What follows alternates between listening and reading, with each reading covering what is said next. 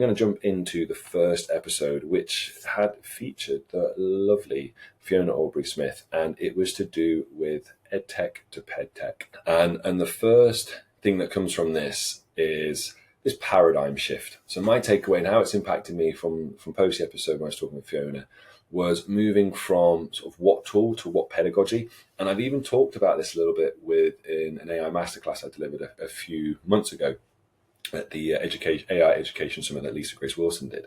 And the idea that I've got from this that I've noted down is the shift from EdTech, which we're seeing what we used to see a lot of when people were sort of leading with technology, to PED, which is leading with pedagogy.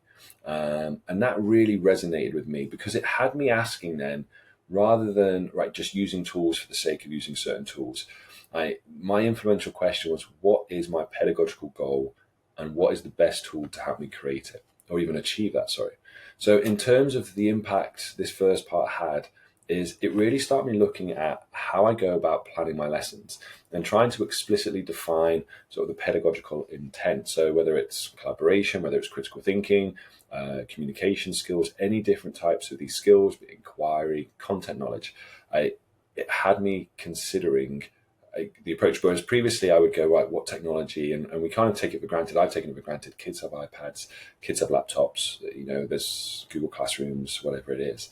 But it got me questioning before I even think about the technology, and the impact it's had. If I'm jumping into that, is it makes sure that the tools that I am selecting are purposeful and serves the learning.